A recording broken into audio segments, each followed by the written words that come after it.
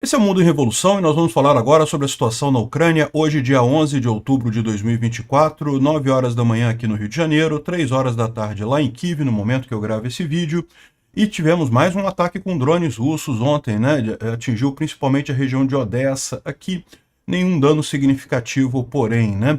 Quando eu falo nenhum dano significativo, porém, eu quero dizer nenhum dano a objetivos militares, né? Danos que afetem a capacidade militar da Ucrânia. Evidentemente, todo prédio atingido, todo alvo civil atingido é significativo, é importante.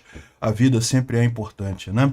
O incêndio aqui em Feodósia fica cada vez pior. Entrou no 5º dia, mas ontem, no 4º dia, teve uma grande explosão de um tanque. É o que eu falo para vocês, vai ficando mais tempo, começa a ter boilover, começa a ter explosão de tanque. Quanto mais tempo que fica pegando fogo, que os sistemas, as brigadas de incêndio não conseguem apagar, maior fica o risco desses incêndios, né?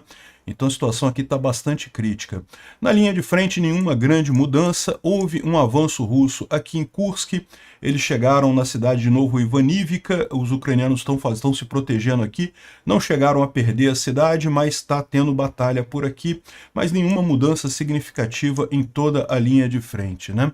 O Zelensky está se encontrando hoje com o Papa Francisco. Eu, sinceramente, não acho que vai fazer nenhuma diferença, mas, de qualquer forma, imagino que é importante para os esforços de paz aí no futuro, né?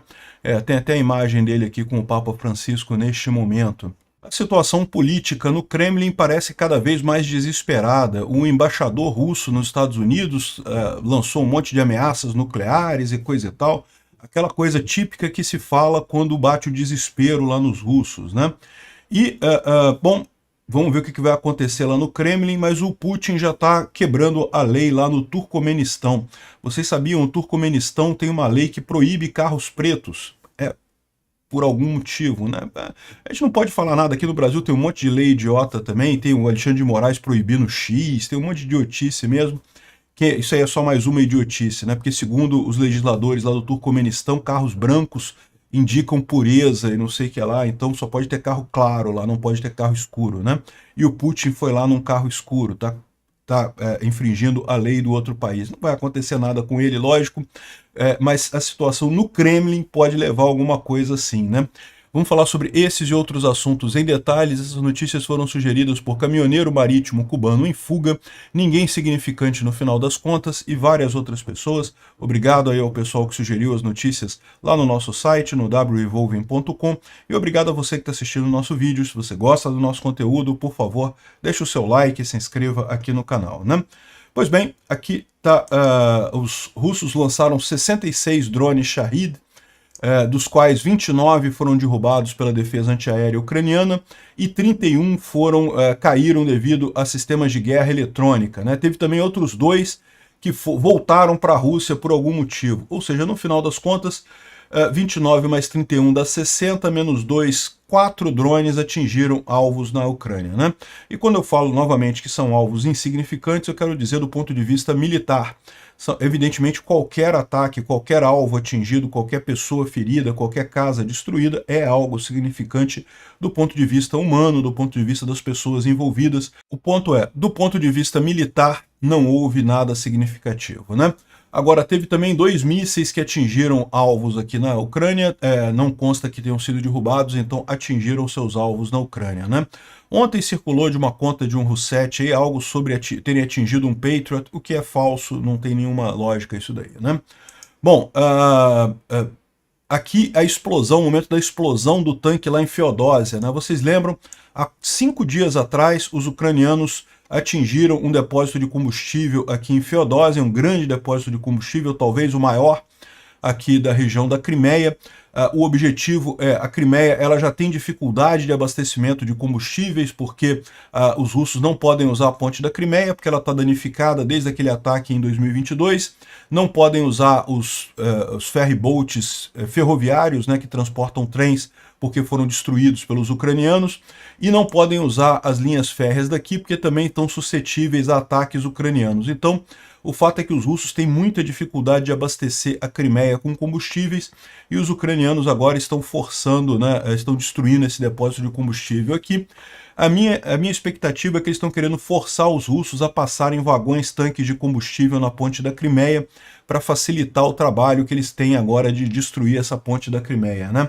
Mas enfim, esse depósito foi atingido há 5 dias atrás, já estava pegando fogo há 4 dias, e ontem, bem que eu falei, quando esses depósitos começam a ficar muito tempo pegando fogo, aumenta a chance disso espalhar, disso aumentar o tamanho do incêndio, né? E foi exatamente o que aconteceu aqui. Eu vou tocar para vocês aqui o momento da explosão. Ой-ой-ой-ой-ой! Что происходит? Ой-ой-ой! Может, взгляд на не лучше здесь? Охуенно взорвется. Охереть. Окна вылетят. Блядь, ты вот очень не вовремя. Слушай, Да. очень не вовремя. Пиздец. O pessoal aqui impressionado porque de repente teve a explosão muito grande, né? Ou seja, estava pegando fogo já, tá? Já estava pegando fogo antes, mas aí de repente você tem essa explosão muito grande ali, justamente, é possível que seja um boilover ou algum outro tipo de explosão ali nos reservatórios. Aqui é o vídeo que a gente já viu. Aqui eu acho que tem uma outra visão da coisa. Isso aconteceu ontem, no final do dia, no 4º dia do incêndio, né? Então provavelmente foi um boilover isso daqui mais uma vez, né? Aqui o chefe da Crimeia ocupada, né? A Crimeia está temporariamente ocupada pelos russos desde 2014. O Sergei Aksionov disse que sobre a situação lá em Feodósia, que devido ao incêndio houve a liberação de materiais inflamáveis de um dos terminais e a questão de as equipes de emergência estão lá no local, né? Então uma grande explosão e continua o incêndio aqui. E não só lá, também em Adjeia, a gente falou ontem, né, que os ucranianos atingiram uma base com drone Shahid aqui próximo de Yeisk. Yeisk aqui, a base que foi atingida em algum lugar por aqui. E também aqui na República de Adjeia, uma base aérea aqui em algum lugar aqui foi atingida também, né? E essa base aérea foi atingida com drones, e a gente falou que foi atingido um depósito de munição ali, né? E de fato o pessoal confirmou que foram destruídos 4 mísseis, 15 bombas e 41 dispositivos explosivos, e também danificou a pista de pouso, né? Então houve esse dano na pista de pouso. O pessoal lá da região mostra que está fechada a passagem perto da base aérea. Esses carros aqui aparentemente estão parados ali porque não conseguem avançar em direção à base aérea, ou seja, uma grande quantidade de explosões ali, um dano significativo ali na República de Adjeia, né? Bom, falando sobre a linha de frente, segundo o Syrskyi, que é o comandante das forças ucranianas, a Rússia transferiu 50 mil tropas para a região de Kursk, né? O Putin tinha dado um prazo até o dia 15 de outubro para desocupar, para tirar totalmente os ucranianos de Kursk. Eles não vão conseguir, já estamos no dia 11, agora eles não conseguiram avançar praticamente nada, mas nesse desespero mandaram mais uma grande quantidade de tropas para lá, né? E o Syrskyi fala que isso é uma coisa positiva, porque acabou enfraquecendo os grupos russos em outros frontes da Ucrânia. E então a luta aqui em Kursk está bastante intensa, com os russos tentando retomar o território, mas não conseguiram nada significativo ainda, né? Eles chegaram a tomar aqui essa posição aqui de Znagost, essa região aqui, e agora criaram um novo fronte aqui a partir de Novo Ivanivka para tentar avançar aqui, mas não tem nenhum sucesso. Segundo a Astra Intel, de fato, eles conseguiram fazer algum progresso ali na região de Kursk e na região de Novo Ivanivka, né? Chegaram a entrar no vilarejo, mas os ucranianos fizeram contra-ataques para evitar que eles mantivessem a posição ali no vilarejo, né? Então isso aqui mostra o desespero dos russos, estão tentando retomar Kursk antes do dia 15 de outubro, mas não vão conseguir, né? E, inclusive, os russos estão reclamando aqui, isso aqui é uma mensagem lá do... estamos no dia 67 da invasão ucraniana em Kursk, né? E eles estão falando aqui, ó, que como um principal fator do sucesso dos contra-ataques das nossas forças, os russos cantando vantagem aqui, né? Eu quero notar o fato de que o grupo de invasão se tornou uma mistura, né? Ou seja, estão dizendo que os ucranianos têm várias unidades lá dentro, diferentes e coisa e tal. E que a interação entre elas nem sempre é boa, apesar da vantagem dos ucranianos na área de comunicação.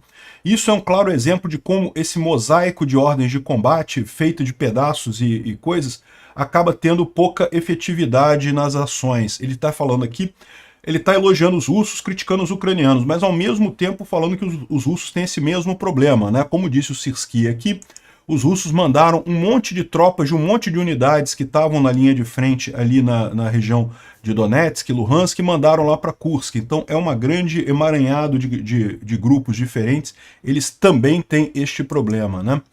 Aqui o Igor Girkin fala sobre a questão dos drones ucranianos, né?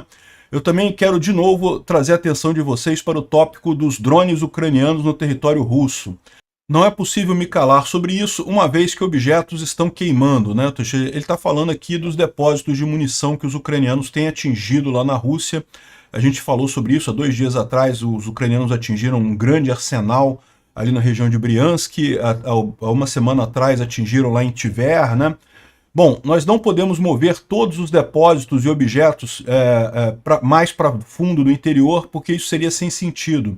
Os ucranianos estão ativamente melhorando a indústria de UAVs, né, de drones, e encontram nossos pontos fracos e rapidamente atingem esses depósitos. Eles têm uma capacidade de ter um drone para cada tipo de tarefa.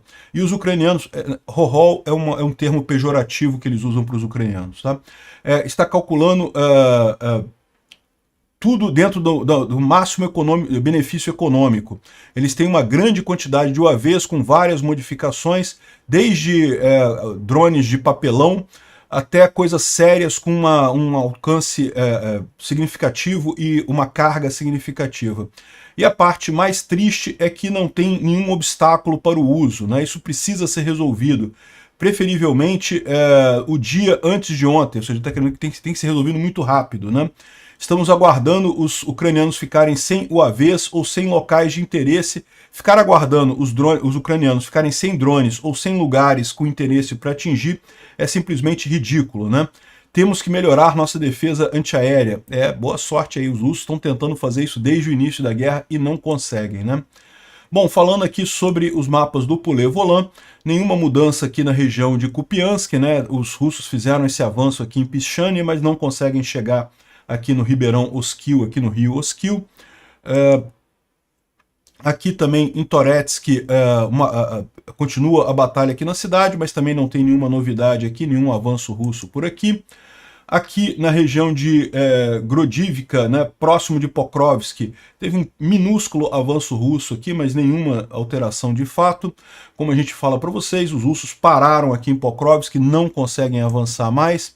E também aqui em Selidov, um pouco abaixo de Pokrovsk, aqui Kurahov, está mais aqui embaixo, está onde está minha cara aqui, mas também não teve nenhuma mudança aqui, não mudou nada na linha de frente por aqui, né?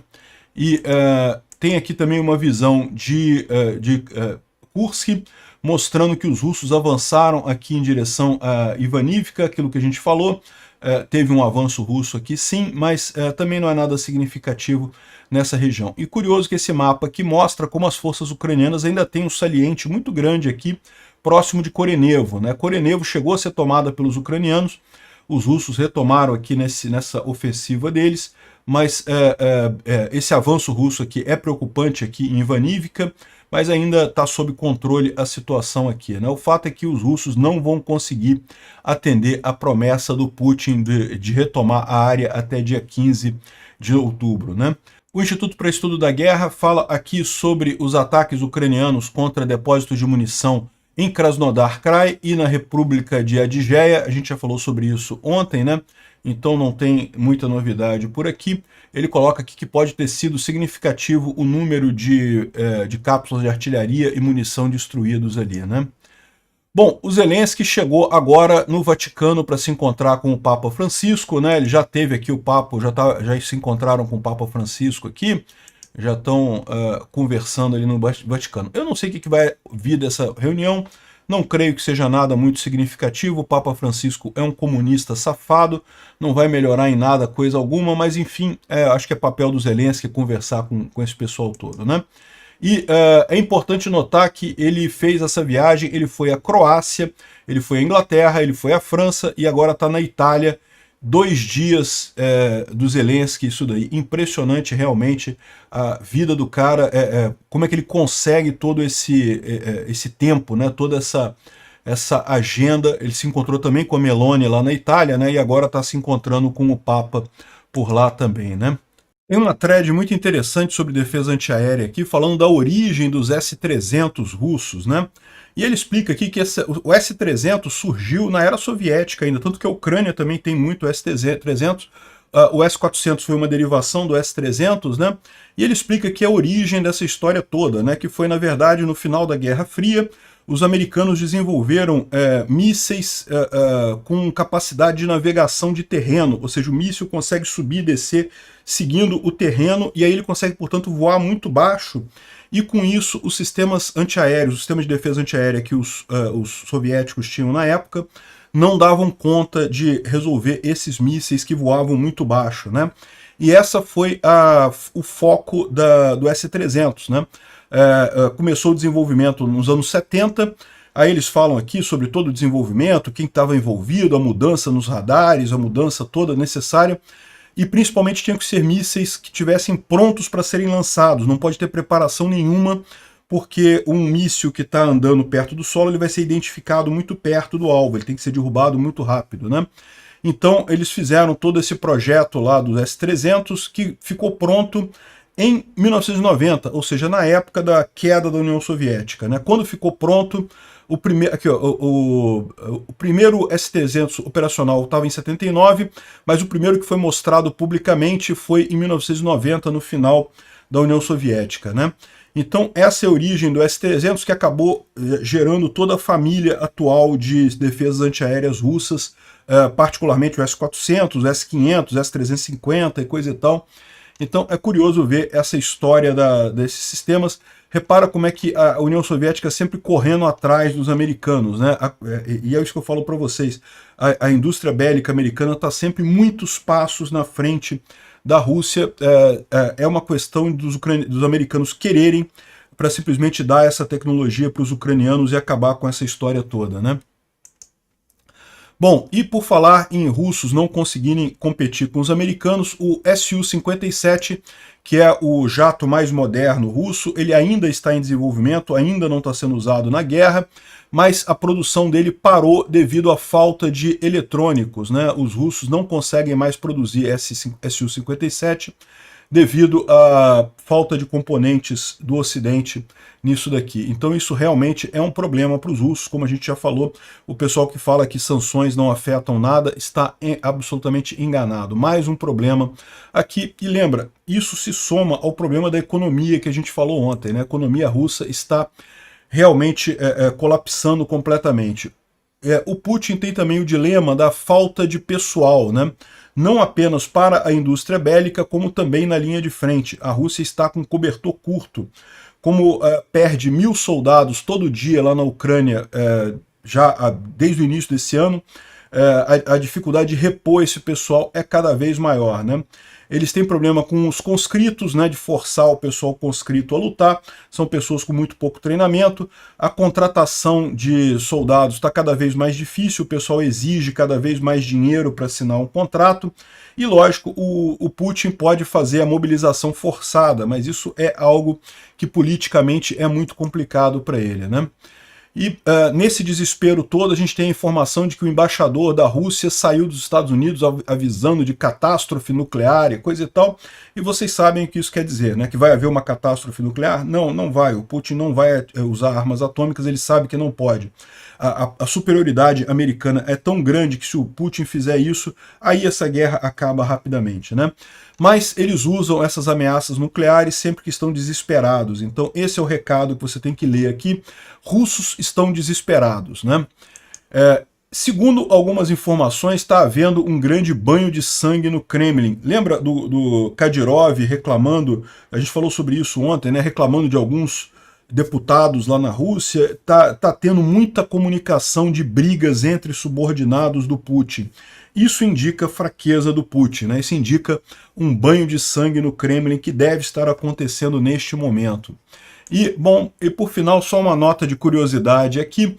O Putin está visitando o Turcomenistão hoje e está usando um carro preto, o que é proibido no Turcomenistão, né? O Turcomenistão passou uma lei alguns anos atrás, dizendo que carros brancos são melhores porque espiritualmente trazem mais paz e não sei o que lá, e proibiu carros pretos, né? Idiotice de político, como sempre tem essas idiotices aí. O Putin pode ser preso por estar usando um carro preto lá no Turcomenistão. Não vai acontecer isso, a gente sabe que não vai acontecer isso, mas não deixa de ser engraçado, né? Lembrando de mais uma lei idiota criada aqui, criada por políticos idiotas, né? O Brasil tem leis como, por exemplo, foi proibido comer melancia em determinado momento, porque se acreditava que a melancia era o vetor de transferência de determinados vírus. É sério isso, o pessoal acreditava. A gente teve lei no Brasil proibindo comer melancia. Depois teve lei para criar campo de pouso de OVNIs. Lei proibindo chapéu. Cara, político sempre faz lei idiota. Realmente é impressionante a capacidade desse pessoal. Obrigado por assistir o vídeo até o final. Se gostou do conteúdo, não esqueça de deixar o seu like, isso ajuda o canal a crescer e a chegar para mais gente. Se não gostou, deixe o dislike e explique nos comentários como podemos melhorar. Comente também sugestões de temas que podemos trazer por aqui. Comentários insultuosos ou defendendo ditaduras e criminosos de guerra serão sumariamente bloqueados. Agradeço a compreensão. Se ainda não é inscrito no canal, considere se inscrever clicando no botão inscrever-se abaixo e marcando a campainha para todos os avisos. Se quiser ajudar o canal, veja no nosso site como você pode fazer isso.